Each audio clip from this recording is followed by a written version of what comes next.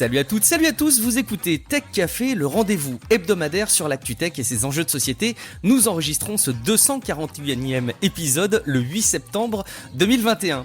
Loot, un jeu qui vous fait gérer des loots, mais sans jeu, bon vous comprenez rien, rassurez-vous, vous allez tout comprendre. Il y a aussi le Salvador qui se met en ordre de marche pour l'utilisation du Bitcoin comme monnaie courante dans le pays. Reddit et Facebook qui font contre mauvaise fortune bon cœur avec la gestion des contenus qu'ils hébergent. Apple qui met un coup de frein sur ses mesures anti-pédopornographiques, mais surtout, tenez-vous bien, ABBA se reforme. Oui, vous avez bien compris, le groupe au tube Dancing Queen revient dans un nouvel album et surtout en avatar dans une série de concerts, on va en parler. Je suis Guillaume Vendée, podcasteur technophile enthousiaste et je retrouve celui qui est à l'actu tech, ce qu'ABBA, Volvo et les Chris Prolls sont à la Suède, auteur du livre Machine de jeu, c'est Guillaume Poggiaspala. Salut Guillaume. Et oui, voilà, exactement, comme Husqvarna aussi, non? C'est pas eux aussi, c'est pas suédois aussi?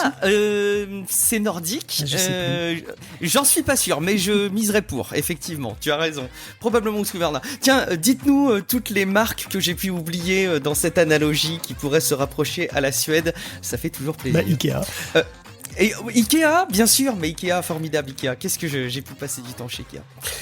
C'est très bien pensé Ikea, on en reparlera. Un avis Apple Podcast ou pas, effectivement. On a un avis d'Apple Podcast qui a été déposé par Maxime14. Alors il l'a déposé en juillet, donc écoutez bien ce qu'il dit. Il dit « Ça fait 1 an que Tech Café se retrouve dans ma bibliothèque de podcast, je l'écoute régulièrement, c'est un bon complément du rendez-vous tech. » Alors déjà, je fais une petite parenthèse pour dire que ça fait super plaisir de voir qu'il y a des personnes qui écoutent Tech Café depuis moyen longtemps, c'est-à-dire pas depuis que Tech Café existe, parce que ça fait de nombreuses années maintenant, pas trop récemment non plus, mais que il est suffisamment qualitatif ce podcast pour qu'il reste dans votre bibliothèque pendant 1 an, donc déjà ça, un grand merci.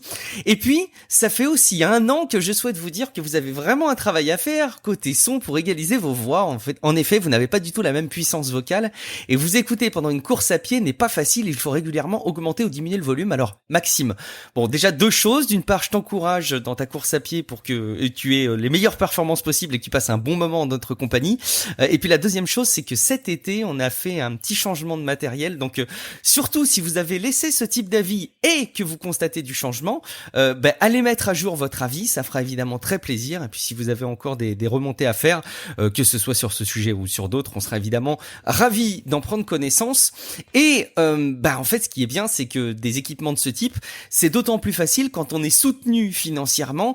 Et pour le coup, vous avez été une fois de plus nombreux à venir vous inscrire là ces derniers temps pour devenir plus qu'un auditeur et soutenir Tech Café sur Patreon.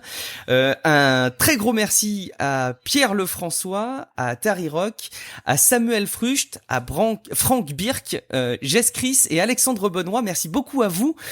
Patreon, c'est quoi? Déjà, ça s'écrit Patreon et c'est un espace qui vous permet de débloquer des avantages exclusifs pour le prix d'un café par épisode. Ça permet de rémunérer notre travail et vous assurer de la longévité du podcast. Parmi les avantages, j'espère que je vais vous donner envie, tenez-vous bien, le chapitrage des épisodes, c'est pas mal, mais surtout l'absence de publicité grâce à un flux privé du podcast auquel vous seul pouvez accéder.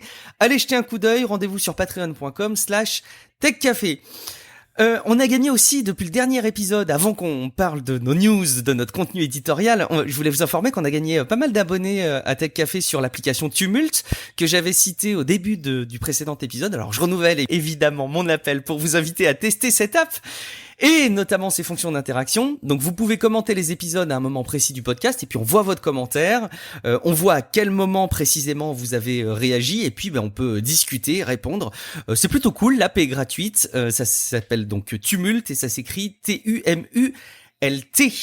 Dans le courrier des lecteurs, on doit aussi mentionner le retour de monsieur Luc Julia qui nous écoute, et ça nous fait évidemment toujours très plaisir, d'une part qu'ils nous écoutent, mais en plus qu'ils réagissent, puisqu'on avait parlé dans le dernier épisode, à la fin, si je dis pas de bêtises, de Facebook Workrooms, et il a réagi, Luc.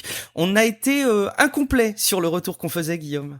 Oui, en fait, il est tout à fait possible de se connecter à une salle Workroom sans être sur Facebook. Disons que c'est possible, mais évidemment, celui qui crée le truc doit avoir un Quest, et donc il doit être effectivement connecté à Facebook. Mais disons que tout le monde, les participants n'ont pas forcément à avoir de compte, j'ai l'impression. Mais ça, c'est déjà un bon point. Ça ressemble un peu au fonctionnement de FaceTime par Apple avec la prochaine version du système d'exploitation où on peut créer une chambre FaceTime uniquement en partageant un lien et il n'y a pas besoin de compte en face pour y accéder. Je pense que ça devient maintenant, ça fait partie des standards de ce type de service maintenant. Allez, sans autre forme de procès, l'actualité de cette semaine va tourner autour de plein d'effets buff, des effets buff que Guillaume a sélectionnés pour cet édito de cet épisode 241 de Tech Café, à commencer par Loot. Guillaume, tu m'as fait découvrir ce qu'était Loot. Je connaissais le principe des loots. Alors, pour ceux qui connaissent pas le mot, moi je l'avais découvert quand j'étais très activement présent dans World of Warcraft. Un loot, c'est tout simplement un objet qu'on arrive à avoir et que le personnage peut récupérer dans un jeu vidéo. Il y a évidemment une foultitude de mises en application des loots, mais là ça va plus loin, Guillaume, dans cette proposition. Alors plus loin ou moins loin, c'est vrai, c'est un petit peu là. C'est vrai. C'est un petit peu la dernière de Dominique. Rien à voir avec Fast and Furious, hein, c'est Dominic Hoffman. Dominic Hoffman qui est un mec plutôt actif. Alors c'est celui qui a cofondé Vine et puis son successeur Byte, d'ailleurs qui a été racheté par Clash au début de l'année. Entre-temps, il a fondé Pitch, qui est un réseau social, donc je suis pas la meilleure personne pour en parler, on va dire. Mais bon, on suit ça d'un regard extérieur quand même si on les a pas testés. En tout cas, il a appris à programmer sur Ethereum dernièrement, et il est à fond de blockchain et app décentralisé, et donc il fait des expériences. Alors d'abord, il y a eu Bitmap, puis Loot. Donc Loot, ça veut dire butin, effectivement. Bon, Bitmap, c'est en gros, et Loot aussi, ce sont des embryons d'éléments de jeux vidéo qui sont codés sur la machine virtuelle Ethereum. Donc Bitmap, en gros, c'est des icônes, il y a 1600 icônes. Honnêtement, ils sont pas très beaux. Après, ils sont 32 par 32. On dirait les trucs faits par on dirait les dessins faits sur Paint au bon vieux temps. Ils sont vraiment pas très beaux. Après, voilà, c'est parce qu'évidemment, ils sont très très légers, donc ils sont en très très basse résolution. Et ils pourront être dans le futur, être attachés à un lore, des mécaniques, etc. Et Loot, c'est pareil, mais c'est même un peu moins, puisque ce sont des sacs d'items aléatoires. Donc il y a 8000 sacs, et ils contiennent, alors je sais pas, par exemple, une armure de cuir durci, un anneau d'or, une ceinture ou une cape divine. Attention, il y a... Oui, c'est tout fantasy. Hein. C'est tout fantasy, et surtout, il y a rien d'autre que le nom. C'est-à-dire, c'est juste du texte. Il n'y a pas de stats, pas de code, pas de graphisme, rien. Il y a juste le nom des trucs. La seule chose qui rend, pour certains, la chose intéressante, c'est que ce sont des NFT. C'est-à-dire que le sac contenant ce que je viens de dire, par exemple, il est unique, il peut appartenir à Super Poupouille 77, et ça aussi longtemps qu'Ethereum fonctionnera. Et pour le coup, Hoffman ne fait pas payer ces NFT, ces sacs à loot. Il les a donnés à qui voulait bien payer les frais de gaz, parce que oui, cette plaisanterie a quand même utilisé pas mal de gaz, puisqu'il a fallu minter 8000 NFT, et donc qui dit gaz dit électricité consommée, bien entendu. Bon.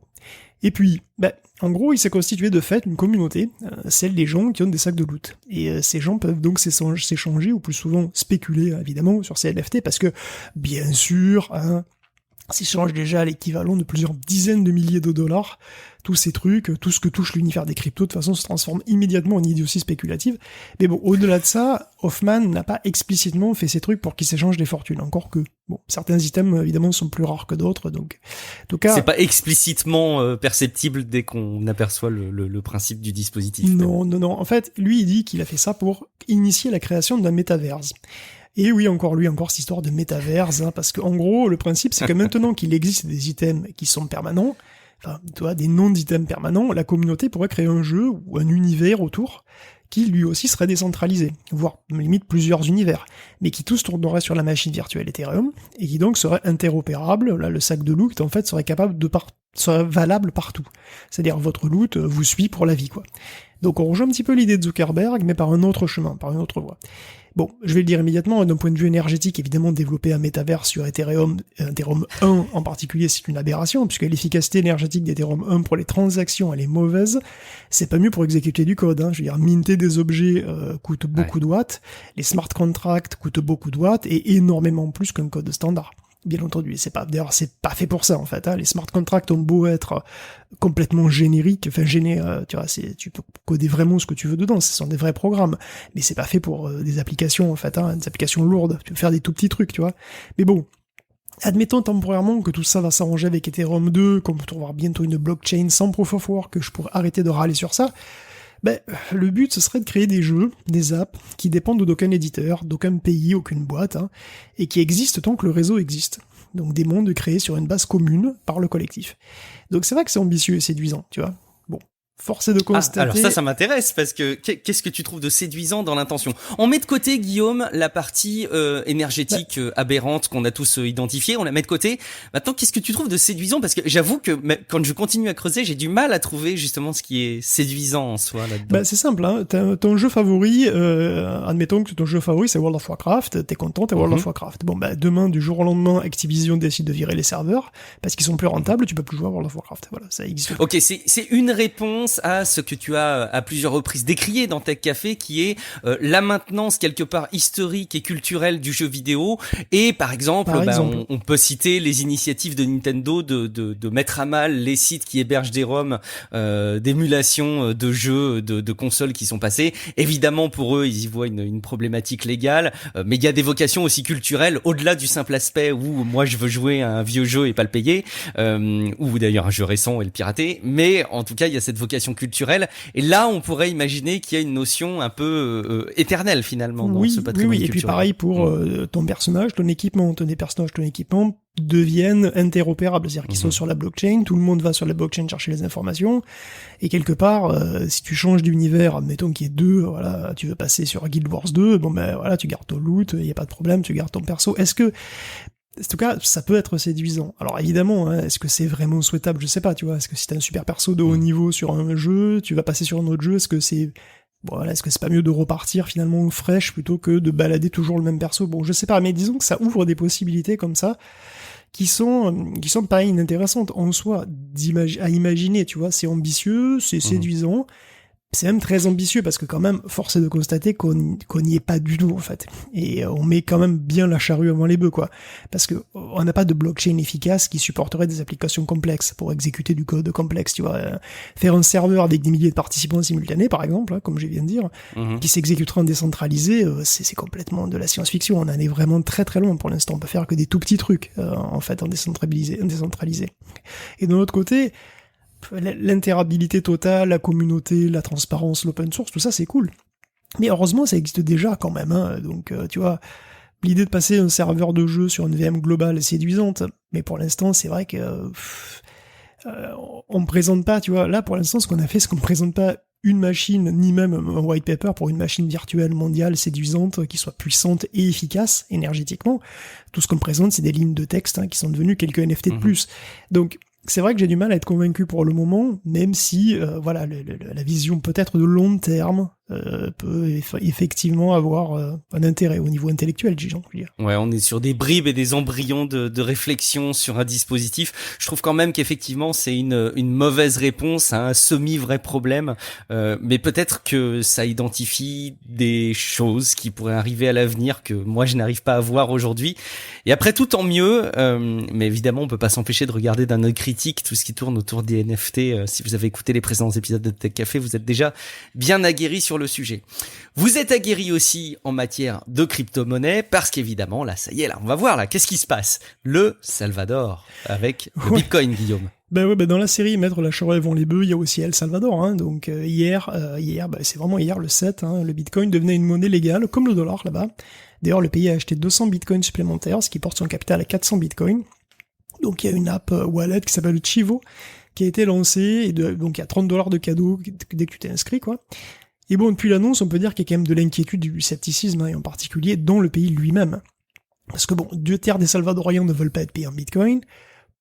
Ça c'est embêtant. Je pense que 99... Bon, après il peut y avoir un problème d'adhésion au départ, on pourrait peut-être essayer de les convaincre, mais bon, quand même. Disons que 99 estiment que la monnaie stable c'est le dollar et pas le Bitcoin, ce qui est pas complètement faux.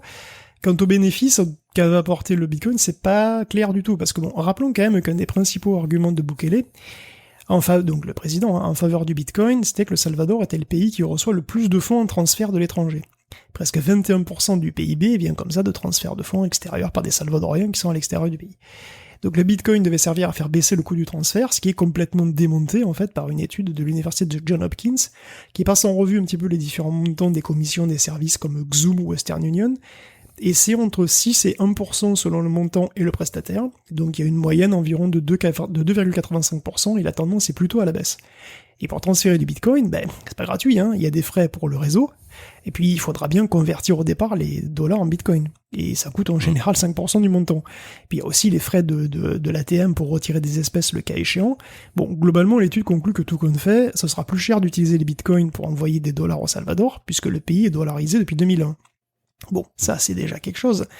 Mais c'est aussi un gros problème macroéconomique, en fait, le bitcoin au Salvador, puisque le commerce international, il utilise le dollar, hein, pas le bitcoin.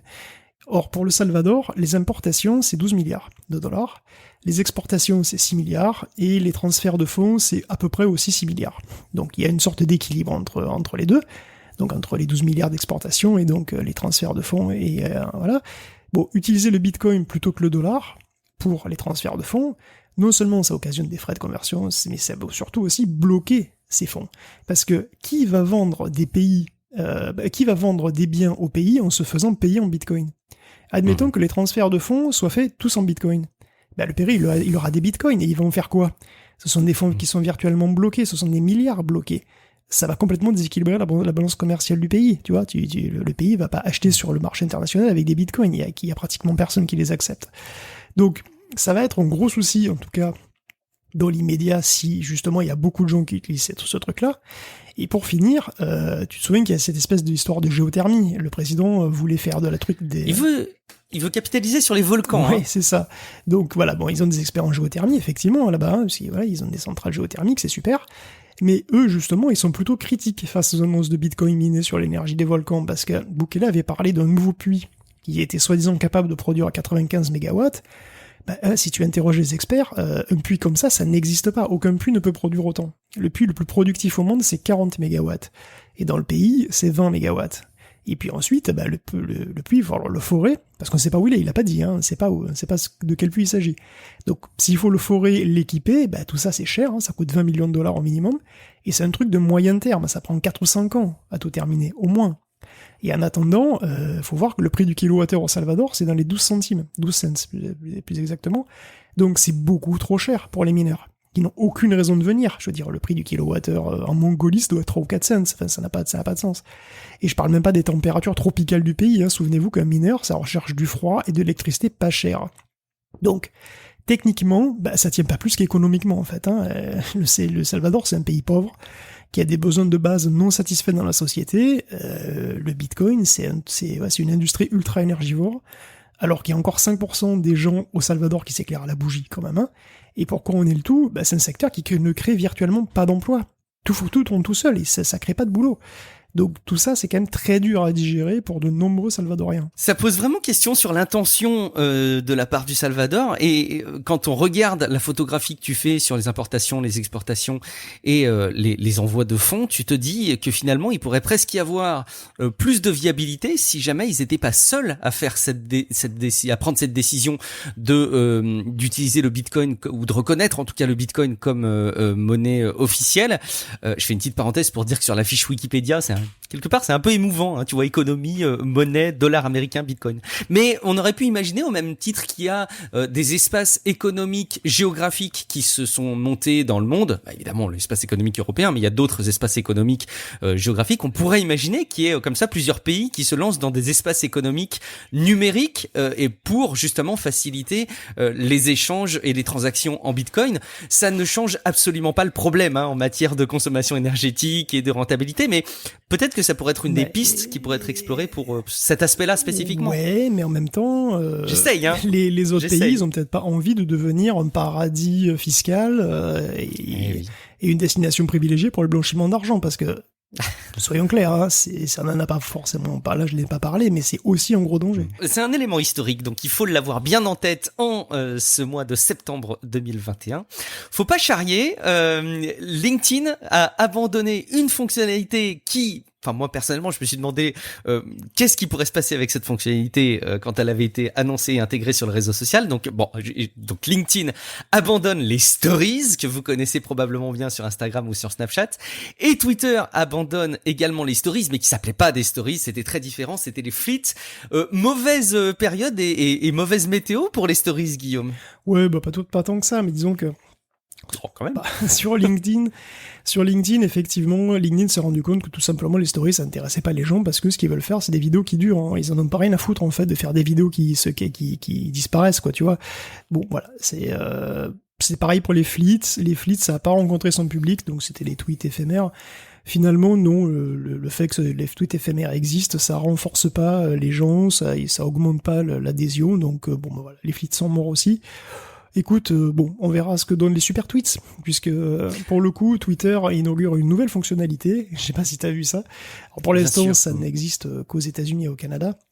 Si tu as 10 000 followers ou plus, tu peux juste rendre tes tweets payants. Voilà, enfin en tout cas une partie de tes tweets payants, donc à partir de $3 et jusqu'à $9,99, tu peux faire payer pour une certaine partie de tes tweets qui donc seront exclusifs aux gens qui te soutiennent.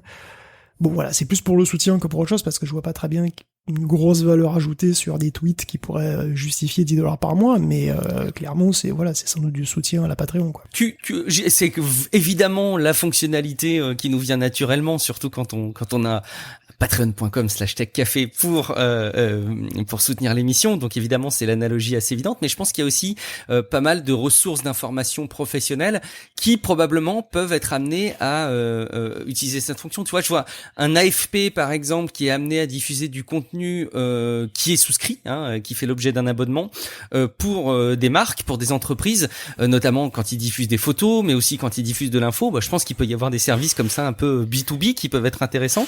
Moi, c'est vraiment une des fonctionnalités de Twitter qui me semble la moins saugrenue, en fait, qui viennent de sortir. Ils ont annoncé pas mal de choses ces derniers temps qui n'étaient pas très viables. Je trouve que ça fait partie de ces fonctionnalités qui sont plutôt intéressantes et viables, sur lesquelles il peut y avoir des usages intéressants.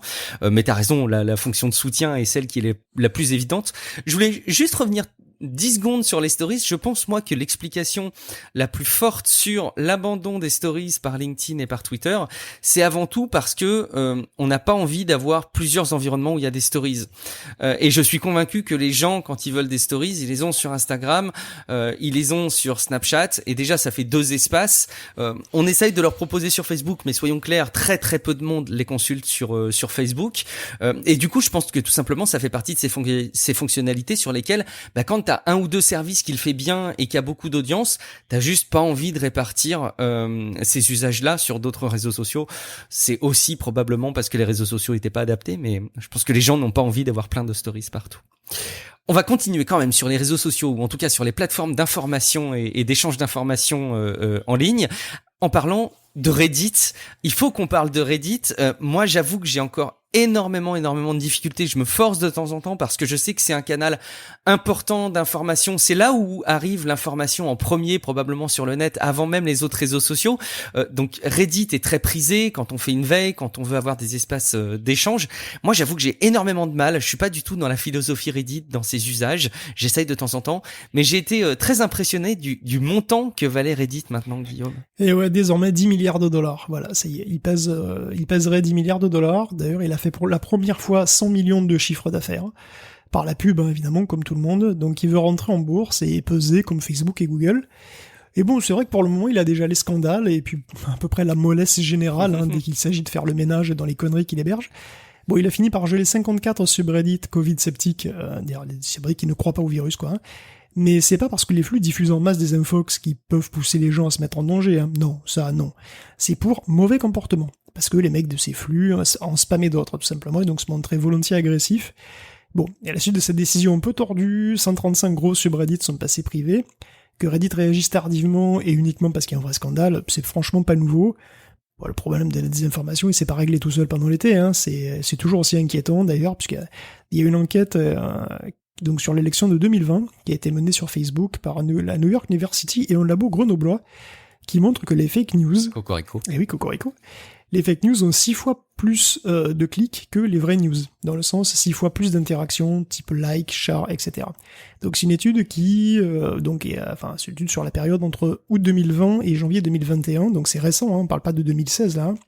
Donc c'est après tous les discours, les excuses, les mesures prises par Facebook. Bon, Facebook pointe le fait que ça mesure pas directement le reach, c'est-à-dire le nombre de personnes qui voient effectivement les contenus. Et en effet, les chercheurs sont bien d'accord avec ça, puisque Facebook ne leur permet plus, puisqu'il a coupé au NYU son Ad Observatory le mois dernier, Donc voilà, il reste plus que les chiffres officiels, mais ces chiffres officiels sont très contrôlés. Effectivement, c'est compliqué cette histoire. Alors déjà pour préciser, les universités, dont l'université grenobloise, je pense que ça fait partie de ces, si j'ai bien lu, des universités qui ont relu et qui ont fait du peer reviewing de l'étude, ce qui montre que justement l'étude c'est pas simplement une publication d'une étude qui vient de sortir, mais c'est une étude qui a fait l'objet de relecture. Donc c'est intéressant aussi de souligner que c'est pas n'importe quelle étude, mais voilà, elle est plutôt qualitative. Effectivement, il y a quand même ce sujet de l'engagement versus les impressions. Dans le jargon, hein, les impressions, c'est le nombre de fois où une publication s'affiche sur un écran. Si elle s'affiche 2 fois sur votre écran, 2 impressions, 2 fois sur votre écran plus 1 fois sur un mobile, 3 impressions, vous m'avez compris. Et l'engagement, c'est la somme des actions que peuvent faire les gens dessus. Donc quand ils font un like, un commentaire, un partage, un clic sur une publication, tout ça c'est un engagement en plus. Et ce qui est assez rigolo, c'est que Facebook décorrèle ces 2 aspects en disant oui mais ce sont des publications qui font beaucoup d'engagement, peut-être, mais elles sont pas beaucoup vues. Et pourtant c'est terrible parce que on sait très très bien que la manière dont fonctionne Facebook fait que c'est aussi largement l'engagement qui rend visible les publications, et l'algorithme a tendance à évidemment beaucoup plus valoriser des publications qui ont beaucoup d'engagement. Donc il y a évidemment beaucoup de mauvaise foi, je pense, derrière la position de Facebook, qui l'eût cru. Donc bon, intéressant encore une fois de suivre cette étude.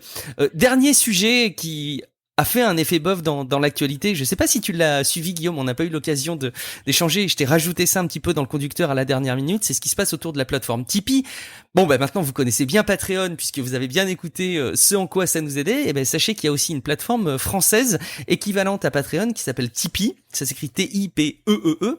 Et d'ailleurs, Tech Café s'est appuyé sur Tipeee pendant plusieurs années avant de basculer sur Patreon.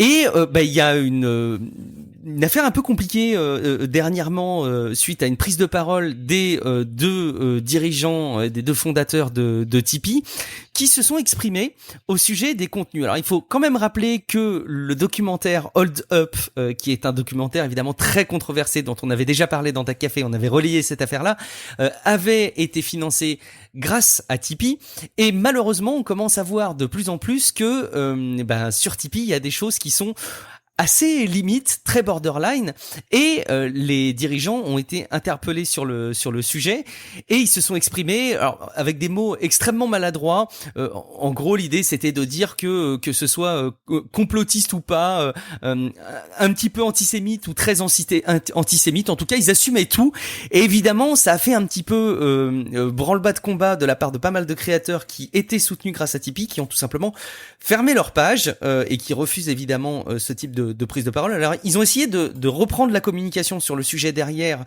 en disant que ils avaient quand même à la base un certain nombre de filtres et de critères de qualité avant de valider une page Tipeee. Mais évidemment, ça sent beaucoup de maladresse à la fois dans la prise de parole au départ, mais ça sent aussi la maladresse dans les éléments de communication derrière. C'est vrai que Tipeee, une fois de plus, est pointé du doigt sur les éléments qui sont financés. Bruce Ben-Amran, qui est un YouTuber que vous connaissez probablement derrière la chaîne Y Penser, et qui est actionnaire de Tipeee, tend à, je dirais, les défendre, et en rappelant que ce type de plateforme, c'est compliqué pour eux de discerner ce qui est légal et ce qui est illégal, et que leur rôle est tout simplement dans le fait d'appliquer la loi. En fait, c'est quelque chose qui me dérange beaucoup quand je mets côte à côte les informations que tu as données, Guillaume, sur Reddit, sur Facebook, et là sur Tipeee, c'est que on est encore en 2021 en train de discuter de la responsabilité des plateformes. Je pense que ce débat-là, il devrait être clos définitivement, et que toute plateforme ne pourrait plus maintenant se cacher derrière ce qui a été présenté pendant longtemps comme étant la liberté d'expression. Rappelons encore une fois que le premier amendement des États-Unis, c'est pas les plateformes doivent autoriser tous les discours, très loin de là, c'est une très mauvaise interprétation du premier amendement. Je sais pas si tu avais suivi, Guillaume, cette affaire autour de Tipeee de ces derniers jours qui fait un peu mal au cœur malgré tout. C'est une plateforme française qui est probablement qualitative sur plein d'autres aspects, mais sur son contenu ça laisse un peu à désirer, quoi. Ouais, enfin, j'avais pas trop regardé, mais enfin, si tu veux, pour moi, il y a un mot qui me vient à l'esprit immédiatement, c'est éthique. Je veux dire... Exactement, ouais. C'est quoi ton éthique en tant que boîte? C'est tout. Pose-toi des questions là-dessus, quoi, surtout. Et voilà. Bon. Absolument. Il faut arrêter de se cacher, je pense, en 2021 derrière la légalité et effectivement l'éthique de ce que tu veux mettre en avant sur Internet.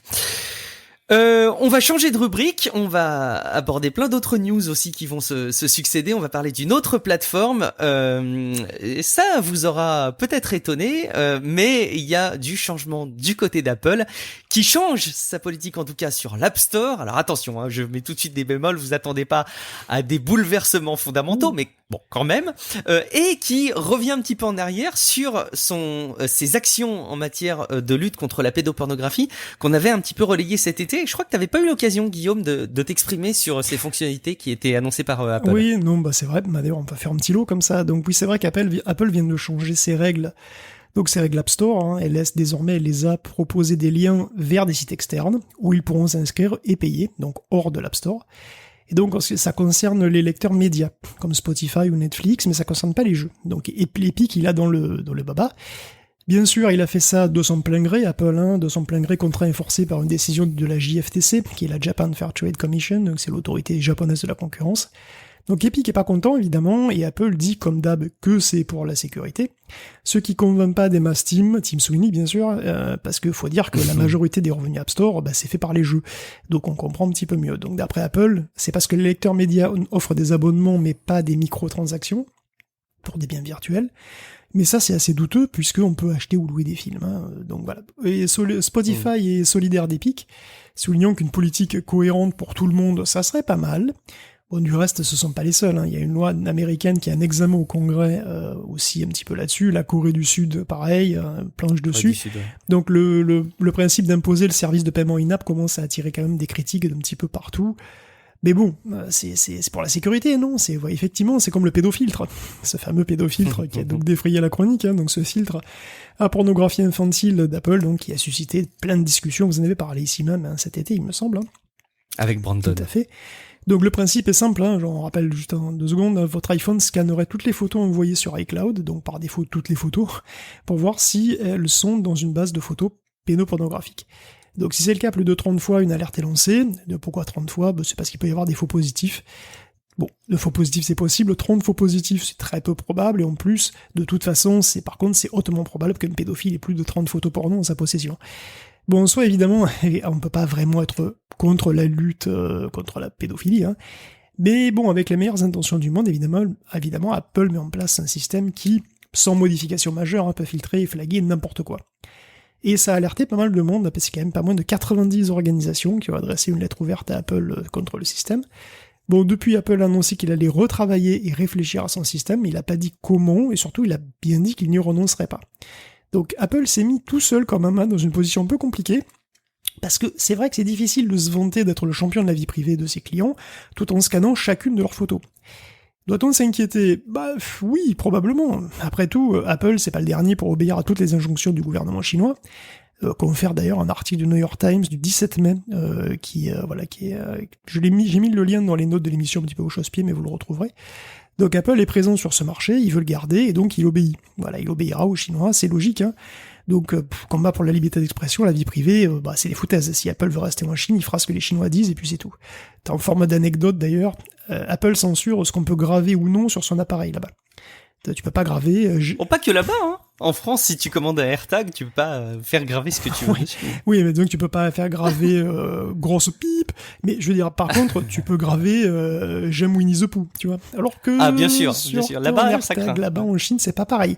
Bon, c'est pas catastrophique, mais c'est parlant quand même, hein. Et puis bon, Apple et la Chine, c'est une grande histoire d'amour. Tous ces sous-traitants y sont, le gouvernement a dépensé des milliards pour construire des routes et des usines, des centrales électriques, hein, pour la supply chain d'Apple. C'est bien vu d'ailleurs, puisque le business d'Apple génère quand même 55 milliards de dollars par an là-bas. Donc effectivement, flaguer du contenu pédophile, que de toute façon c'est illégal d'en posséder, hein, ça pose pas en soi de problème, mais que fera Apple si un gouvernement demande à utiliser son système pour ce qu'il veut prohiber lui? Des contenus politiques, des contenus déviants selon lui. Comment va réagir Apple? Est-ce qu'il va se retirer du marché? Ou bien... on peut légitimement se poser la question. Et puis bon, c'est pas juste Apple de toute façon, hein, ça concerne absolument tout le monde, c'est pour tout le monde pareil. Il y a un article de Gizmodo qui révèle que les modérateurs WhatsApp, et oui, il y a des modérateurs WhatsApp. C'est bien de le rappeler, on l'oublierait vite. Hein. Et oui, c'est surtout que ça paraît étrange, puisque c'est chiffré de bout en bout, n'est-ce pas? Mais oui, il y a des modérateurs WhatsApp, hein, et ils sont susceptibles de lire vos messages, en fait, puisque si en fait, les posts sont scannés par des intelligences artificielles. Mais s'il y a une alerte, les 5 derniers messages sont envoyés à un modérateur humain qui peut lire ces 5 derniers messages. 5 messages qui sont liés d'ailleurs avec le profil et l'IP de l'utilisateur. Donc normalement, si vous n'êtes pas flagué, bon, c'est bon, mais évidemment, il y a énormément de faux positifs. Et bon, bah d'ailleurs, si tu postes une photo de ton gamin, bah l'IA, elle va peut-être le flaguer, tu sais pas.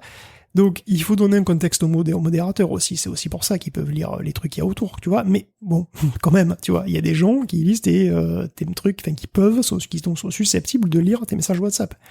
Donc voilà.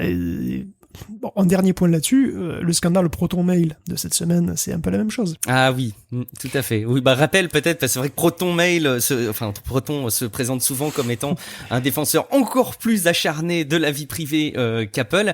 Et là, bah il y a eu des infos un petit peu malheureuses puisqu'ils ont été amenés à donner des informations, notamment sur des adresses IP, aux autorités suisses, parce qu'en gros Europol avait demandé aux autorités suisses de les demander. Donc oui, ça la fout mal. Messagerie, c'est chiffré, sécure, mais oui, mais bon, je veux dire. Europol a demandé les IP d'un groupe d'activistes français, hein, d'ailleurs, voilà, ils ont demandé les IP, et puis c'est Europol qui a demandé, c'est Europol qui a eu les infos, et puis c'est tout. Et d'ailleurs, ProtonMail a viré de son site la phrase « Enregistre pas vos IP ». C'est mieux, je pense, voilà, c'est plus honnête. J'ai plusieurs réflexions au sujet d'Apple, enfin en tout cas de cette gestion de la vie privée au sens large, mais qui évidemment s'applique particulièrement au cas d'Apple.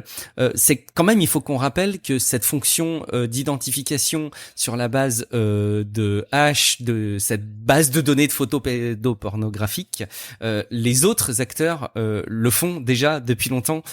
Microsoft, Cloudflare le fait, Facebook le fait. Donc c'est vrai que c'est quelque chose de très déroutant parce qu'en fait ils sont en retard par rapport aux autres et pourtant ils attirent la lumière sur eux en mettant en place ces actions après et du coup c'est un peu dommage.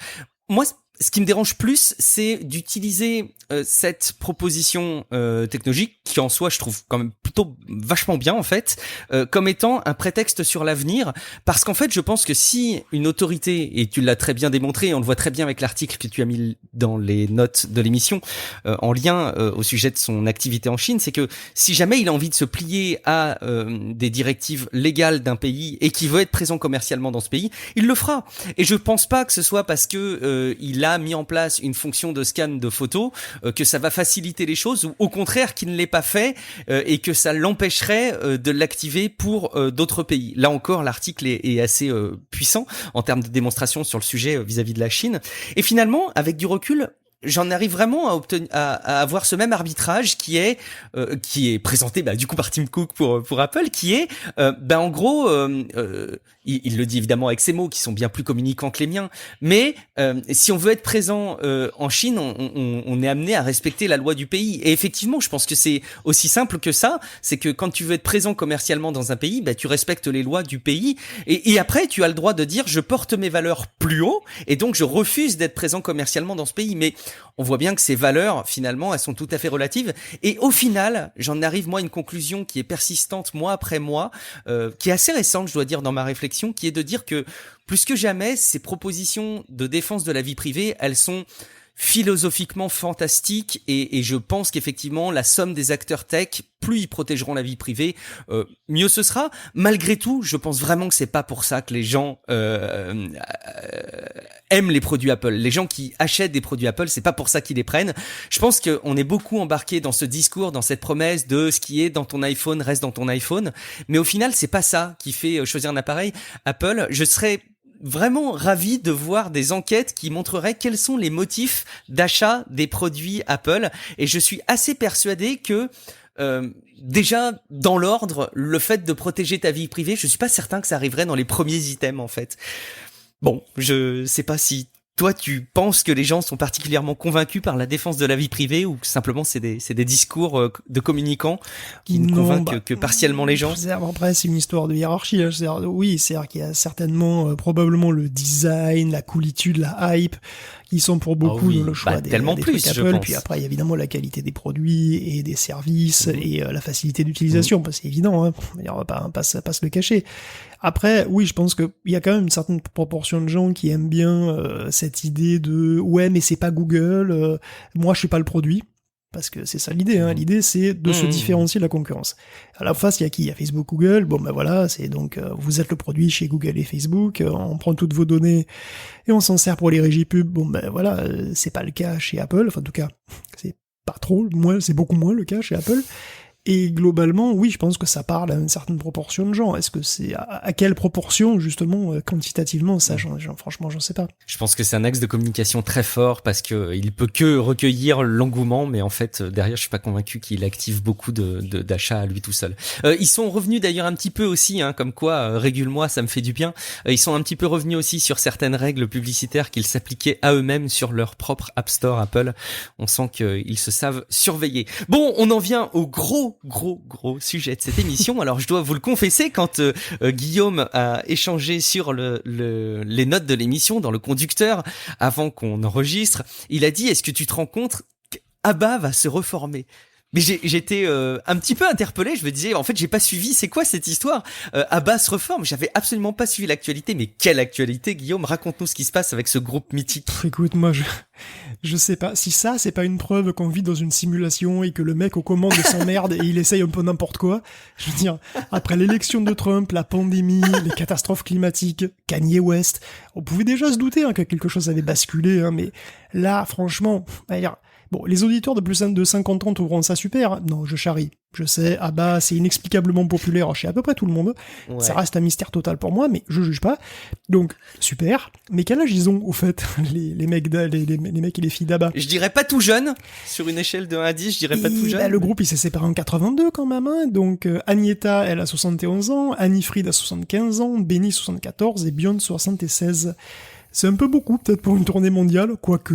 Alors, qu'est-ce qu'ils vont faire? Ils vont monter sur scène façon Mick Jagger? En fait, non. Abba ne partira pas en tournée, mais les avatars vont partir en tournée. J'adore ce terme. Évidemment. Les avatars. Parce que les 4 Suédois se sont fait scanner sous toutes les coutures, en parlant, chantant, dansant, etc. Le tout a été capté et digéré par ILM pour produire un concert complet, mais façon Hatsune Miku, avec des personnages de synthèse en 3D. Ouais, donc les papis et les mamies ont enregistré le concert en tenue de motion capture, bon évidemment c'est assez rigolo à voir, et le tout est projeté sur donc des avatars qui sont photoréalistes, des chanteurs, mais évidemment des avatars qui ont 40 ans de moins, tant qu'à faire. Donc Voyage sera un nouvel album, et des concerts aussi, une suite de concerts à travers le monde, comme à la grande époque. Donc le disco de papa est de retour, dans ta face, et il a pas pris une ride, parce qu'il y a à peu près 2000 ingénieurs, artistes et techniciens qui se sont assurés que justement il y aurait pas une seule ride. Donc les quelques images de preview qui ont été données lors de la révélation, là, il y a eu une vidéo, donc ça a été en direct sur YouTube. Donc il y a eu une vidéo fracassante de cette révélation fracassante de la semaine, voire de la décennie. C'était plutôt convaincant, la tronche des avatars. La compression YouTube aidait pas mal, je pense, pour l'aspect photoréaliste du truc. On se rend pas forcément compte, ouais. Mais je pense que de loin, avec les effets de lumière et la fumée, on n'y verra que du feu. C'est normal, puisqu'il y a de la fumée. Donc Abba est de retour, et en virtuel, et voilà, et comme ce sont désormais des entités numériques, ils sont là à jamais, et c'est positivement terrifiant. C'est pas eux qui chantaient Money, Money, Si, Money. bien sûr que si. Forcément. Allez, on continue dans la voix, et quelque part dans la voix. Bon, vous avez compris, Abba, chanson, donc on va encore parler de voix, mais aussi de simulation, parce qu'on a un acteur qui a eu des soucis de santé, et qui malheureusement n'a plus sa voix, mais qui va être présent dans un film, vous connaissiez très très bien, je pense, au moins en image Top Gun. Il y a Top Gun 2 qui va arriver l'année prochaine. Et malheureusement, on a Val Kilmer qui a perdu sa voix. Mais, Guillaume, tout va bien. L'industrie tech a trouvé la solution. Mais oui, une autre histoire. C'est une histoire qui, je dois l'avouer, m'a presque touché, celle de Val Kilmer dans le prochain Top Gun. Parce que moi, j'avoue, j'aime bien Val Kilmer. Il a une énorme filmo. Bon, je n'ai pas vu le 10e, mais bon, il est quand même, voilà, Top Gun, Willow, The Doors, tu vois, True Romance, bon. Il y a un Batman aussi, je crois. Batman Forever, ouais, il y a Heat, bon. Donc, globalement, on vient en plus de découvrir que c'était un vidéaste compulsif, parce qu'il filmait absolument tout au caméscope. Et il a des centaines d'heures de moments privés en VHS et de souvenirs de sa vie.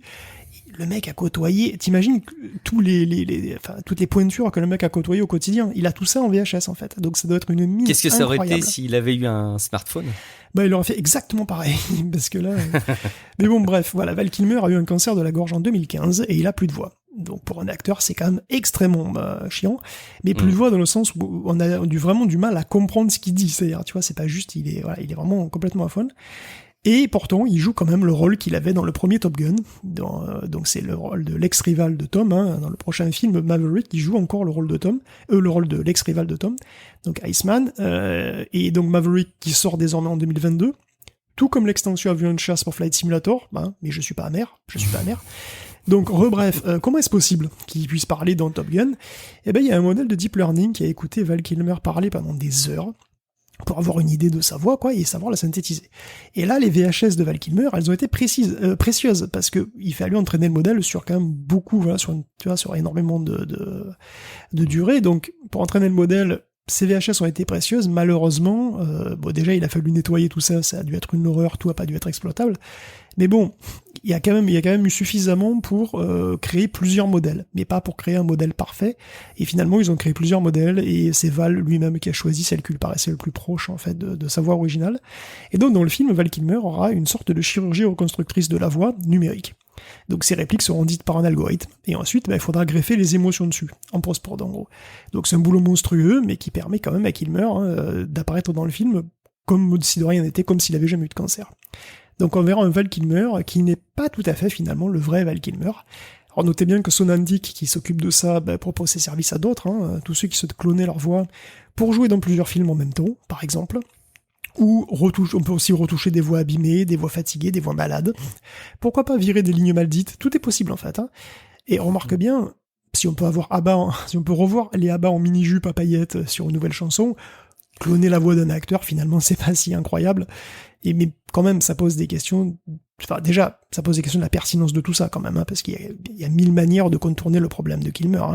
Tu peux intégrer sa maladie dans le scénario, par exemple. Tu peux, tu peux tout simplement prendre un autre acteur, évidemment.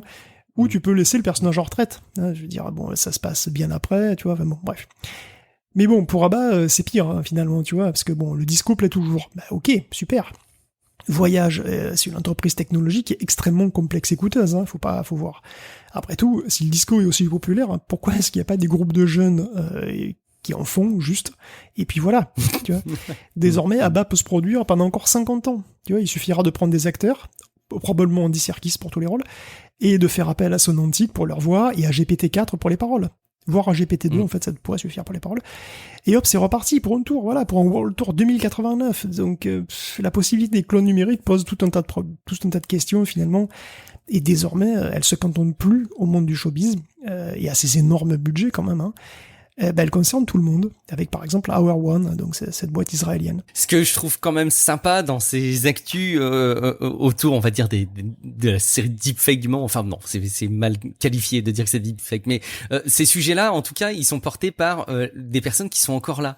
Et je trouve ça beaucoup plus agréable à traiter comme actualité autour de la simulation de la voix, de la simulation de la personne, parce que les personnes sont là. Bon, nul doute que quand les chanteurs d'ABBA seront tous décédés, évidemment le groupe sortira des nouveaux albums, et inutile de dire que si Val Kilmer devait décéder, je ne lui souhaite pas évidemment, mais il pourrait y avoir un Top Gun 3 tout autant. Mais je suis plus à l'aise sur le fait qu'on aborde ces sujets avec eux, et quelque part la présence de Val Kilmer peut aussi aider dans le fait que lui il peut dire quelle intention de voix il aimerait donner à ce que donne l'algorithme, quelle émotion il aimerait partager dans ce qui est restitué par l'algorithme. Donc bon, je trouve ça plutôt cool de bosser ça de leur vivant en tout cas.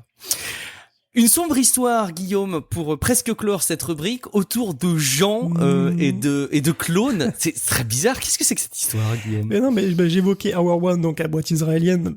Voilà, pour dire que finalement, maintenant, les clones de synthèse concernent tout le monde, puisque je pense que c'est Hour One, c'est une des premières boîtes où tu peux louer ton visage. Donc le principe, c'est du deepfake, tout simplement, mais pour le business de la vidéo professionnelle. Donc je peux aller avec mon charmant minois, n'est-ce pas, chez Hour One, donc Hour One, pour 1h1, voilà, tout simplement, et passer quelques heures donc à lire des trucs filmés sous toutes les coutures, comme ça. Puis après, toutes ces données, évidemment, elles sont digérées par un modèle qui pourra produire des vidéos de moi qui dit absolument n'importe quoi. Donc je peux devenir concessionnaire auto, agent immobilier, hôtesse d'accueil, assistant de langue, voilà, et c'est des vidéos qui sont produites à la demande du client, avec des voix de synthèse pour les moins chères, ou des voix d'acteurs pour les plus chères. Donc je pourrais donc me voir faire la pub pour Steradan, et être payé pour, Voilà, parce que j'ai un royalty sur chaque utilisation. Et quand on y pense, c'est une aubaine sur plein de secteurs, hein, puisqu'il y a un des principaux clients d'Hour One, c'est Berlitz. Berlitz qui doit pisser des centaines d'heures de vidéos de lecture dans 150 longues. Bon. Donc, c'est quand même sans doute perturbant hein, pour soi et les proches de voir dire un truc, de se voir dire un truc qu'on n'a jamais dit. Il faut juste accepter, en fait, hein, je pense, qu'aujourd'hui, il est techniquement possible de faire dire n'importe quoi, n'importe qui. Bon, c'est déjà le deepfake, c'est presque vieux. Les modèles s'affinent sans cesse et se professionnalisent surtout, hein, la preuve. Donc le deepfake disparaît pas, c'est devient un outil de retouche vidéo comme un autre. Et évidemment, ça doit changer notre perception de ce qu'on voit déjà. Et puis, ça change aussi pas mal de trucs sur le plan de l'emploi, parce que même si c'est chiant, tourner 200 heures de vidéo pour Berlitz, c'est quand même du boulot. Et c'est du boulot qui permet de s'acheter des pâtes et peut-être même de la sauce pesto. Bon, quel déficit d'heures de travail ça représente chaque modèle, enfin chaque personne qui va chez Hour One, sans doute des centaines, peut-être des milliers. Et donc ça bouleversera complètement la demande d'un acteur du secteur, quoi. Donc c'est quand même une autre facette de l'automatisation qui continue, quoi, hein, voilà, sans faiblir. C'est une étape de plus dans cette avancée autour du deepfake qu'on a commencé à vous relayer il y a de ça pas mal de temps maintenant. Où est-ce que ça s'arrêtera ? Probablement nulle part. Un petit mot pour terminer avec une toute autre composante, celle des smartphones. Non, pas du tout des smartphones d'ailleurs, avec Samsung qui augmente ses prix autour des processeurs, Guillaume. Ouais, Samsung annonce un nouveau capteur photo aussi d'ailleurs. Je sais pas si t'as vu ça, le ISOCELL HP1, 200 mégapixels. Avec beaucoup de mecs, voilà. Alors, on se demande à quoi ça sert d'ailleurs. Et justement, ce truc possède des caméléons cells. Alors 200 mégapixels, ça peut vous paraître excessif. Sachez qu'il n'en est rien, parce que déjà, on n'a jamais trop de pixels. Mais surtout, ceux du HP1 peuvent se grouper, en fait, en 4x4 ou en 2x2, pour tout simplement capter plus de lumière. Donc au final, tu peux avoir un capteur de 50 mégas ou de 12 mégas, mais qui sont plus ou moins sensibles. Et même en mode 50 mégapixels, de toute façon, tu peux déjà filmer en 8K, il y a pas de souci. Donc les pixels font 0,6 micromètres, mais Samsung propose aussi un nouveau capteur avec des pixels à 1 micromètre, à 50 mégapixels seulement, donc avec plus de sensibilité. Bon, tout ça, c'est une bonne nouvelle. Mais tu le disais, oui, il y a une moins bonne nouvelle, moins bonne nouvelle, ça reste à voir, hein. C'est que Samsung, comme TSMC, hein, quand on avait parlé, monte ses prix. Pénurie oblige. Voilà. Donc, comme TSMC, c'est aussi entre 10 et 20%, selon le process. Plus pour l'entrée de gamme que pour le haut de gamme. Ce serait pour donc 4 à 5 mois, alors que TSMC augmente ce mois-ci. Bon, même cause, mêmes effets, hein. Grosse pression sur les fabricants, qui doivent construire des usines tout en maintenant la recherche et développement au taquet. Tout ça, ça demande énormément de sous, d'où une hausse des prix. Voilà. Samsung a quand même annoncé 205 milliards d'investissements pour les semi-conducteurs, TSMC une grosse centaine, au Texas d'ailleurs il veut construire une usine de 17 milliards. D'ailleurs, c'est le passé, mais chez nous, en Europe, Intel arrive, il veut dépenser 80 milliards aussi pour augmenter ses capacités. Donc peut-être que les consommateurs vont avoir le droit à une petite hausse de prix, c'est pas complètement sûr, hein. Au final, peut-être qu'on sortira aussi par le haut de cette crise historique des composants. Mais est-ce que c'est pas un peu tardif par rapport au début de la crise des composants de la part de Samsung ? Est-ce qu'on n'est pas un peu tard dans l'augmentation des prix ? Sous-entendu, pardon, excuse-moi, c'est pas très clair ma question. Sous-entendu, est-ce que si c'était lié à la crise des composants uniquement, est-ce que elle aurait pas dû avoir lieu plus tôt ? Est-ce que le fait qu'elle intervienne maintenant ne donne pas un petit peu un sentiment de voir des entreprises vouloir profiter et tirer leur épingle de jeu de cette situation ? Non, la crise des composants, on l'a pas vu venir bizarrement. Pourtant, ça faisait des années que ça commençait à monter en fait, mais la pandémie a précipité les choses. Donc maintenant qu'il y a crise, il y a crise. Il faut construire, il faut investir, donc du coup, on monte les prix en conséquence. Non, je pense que oui, ils auraient peut-être pu effectivement faire ça il y a 6 mois, ou faire ça tout de suite. Ça aurait pas été plutôt déconnant. Que dans 6 mois, ça aurait tout à fait été possible, bien sûr. Oh, puis en même temps, ils auraient fait ça aussi vite, on aurait dit, ouais, d'accord, ils perdent pas de temps, quoi. Donc, effectivement, c'est toujours compliqué. On enchaîne avec une rubrique jeux vidéo, à commencer par une directive qui vient des autorités chinoises qui ont décidé, Guillaume, de faire comme moi avec mon fils, c'est-à-dire de lui limiter le temps de jeux vidéo par semaine. Ouais, mais enfin, le contrôle parental, ça rigole pas en Chine, hein. C'est parce que quand Papa Jinping s'y colle... Je rigole pas non plus, moi. Ouais, mais est-ce que tu limites à 3 heures de jeu en ligne par semaine ? Non, j'en fais... Alors en ligne, il en est pas encore là. Mais non, 3 heures de jeu tout court par semaine, ce serait un peu trop léger pour lui, je pense. Ouais, parce que là, c'est 3 heures de jeu en ligne par semaine qui est autorisé. Et rends-toi compte, puisque Aloy est en guest star dans Genshin Impact. Rends-toi compte, c'est de la maltraitance. Donc du coup, en plus, c'est aux éditeurs de vérifier l'identité et l'âge des gamins connectés. Et donc, bien sûr, des compagnies ont d'ores et déjà mis au point business pour le transfert de comptes, la location de comptes, en tout cas pour le MOBA Honor of Kings, qui fait un énorme carton en Chine, lequel demande d'ailleurs ta véritable identité. Donc tu peux aussi louer un compte, de majeur en fait, tout simplement. Et Tencent n'est pas du tout content, il poursuit les sites tout azimut. Il a même mis au point un système de reconnaissance faciale pour les minots qui les vire automatiquement après 22 heures. Bon, voilà, c'est l'escalade. Bon, là où il y a une volonté, il y a un chemin. Ça va quand même hyper loin en matière de limitation, mais bon, écoute, chaque pays fait ce qu'il veut chez lui. Du côté de la PlayStation 5, un petit upgrade proposé par Sony, Guillaume. Ouais, Sony, après s'être vautré avec sa com sur Horizon Forbidden West, va finalement offrir la mise à jour PlayStation 5 gratuite à ceux qui ont acheté la version PlayStation 4. Bon, alors ses plans, c'était de le faire uniquement pour ceux qui achetaient les éditions les plus chères. Je sais pas lesquelles, parce qu'il y a à peu près 67 éditions de Forbidden West, je veux pas le savoir. Qui sont assez chères. Mais voilà, bon, c'est une stratégie assez idiote, puisque du coup, ils ont dû faire marche arrière, et que du coup, tu as désormais le choix entre acheter une version PlayStation 5 à 80 balles, ou une version PS4 à 70, que tu peux upgrader en version PS5 pour rien. Donc t'as le choix de dépenser soit 70, soit 80 balles pour le même jeu. Vous faites comme vous voulez, en tous les cas. Pour les prochains... Il y en a un qui a moins d'étapes que l'autre. Oui, c'est ça, c'est plus simple. Bon. Pour les prochains jeux, ce sera 10 balles l'upgrade, comme ça au moins c'est plus clair. Mais bon, puisqu'avec on est sur Sony, autant finir sur les prochaines consoles. Et oui, les prochaines consoles, déjà, on parle déjà des prochaines consoles. Bon, attention, ce sont des rumeurs, des fuites, tout ça, il faut rester très prudent, mais il se murmure que la PS5 Pro est prévue pour fin 2023 et qu'elle coûtera entre 6 et 700 $, et qu'elle aura de nouveaux composants AMD, peut-être avec des fonctions en plus, au-delà évidemment de la puissance supplémentaire, puisque bon, quand même, version Pro oblige. Et du côté de chez Microsoft, on préparait aussi des nouvelles versions des séries S et X. Alors c'est pas ultra étonnant, les fabricants de consoles se ruent sur les nouveaux process dès que possible, donc pour proposer des révisions slim à peu près à chaque fois. Donc ce serait du 6 nanomètres pour les prochaines révisions de la X et S. Donc la série S serait un peu plus puissante avec 5 teraflops contre 6. Contre 4. Je m'embrouille. Bon, enfin, en tout cas, elle sera un peu plus puissante, un boost toujours appréciable. C'est absolument pas confirmé, mais honnêtement, ce serait pas du tout une surprise, puisque ça reproduirait globalement ce qu'on a vu sur la gène précédente, puisqu'on se souvient que la Xbox One S était légèrement plus puissante que la Xbox One d'origine. Voilà, on saura rien de plus avant 2023, de toute façon, il va savoir peut-être qu'à ce moment-là, il y aura même des consoles en rayon, peut-être. C'est des rumeurs, mais même sans ces rumeurs, on se serait douté qu'ils avaient des plans de développement, d'itération complémentaire de la PlayStation 5 et de la Xbox Series X en l'occurrence. Merci beaucoup Guillaume pour la préparation de cette émission et tes explications très complètes sur chacun des sujets. Il est temps de rappeler aux auditeurs que si jamais ils ont apprécié l'émission, qu'ils n'étaient pas convaincus en intro de nous soutenir sur Patreon, ils peuvent maintenant le faire, patreon.com/techcafé. En plus, ils peuvent libérer leur cerveau de toute l'attention qu'il faut consacrer à Tech Café pour se consacrer pleinement à la consultation de ce site et aller nous soutenir. Évidemment, ça nous fait très très plaisir de vous voir nous soutenir.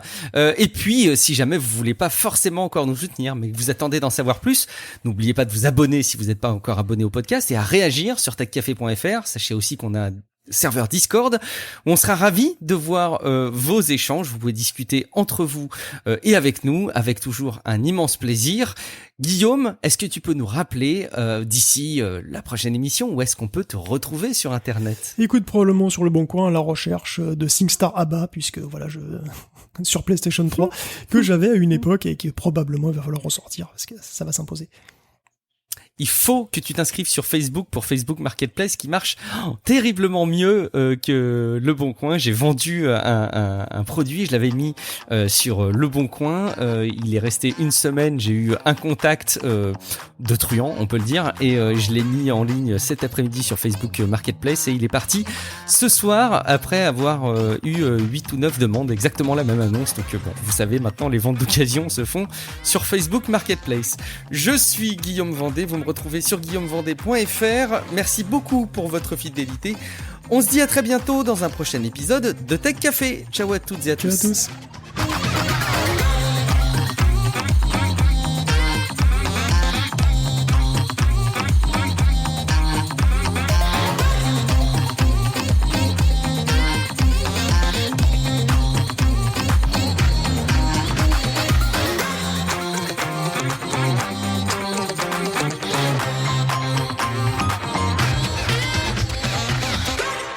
que j'avais cité au début du précédent épisode. Alors je renouvelle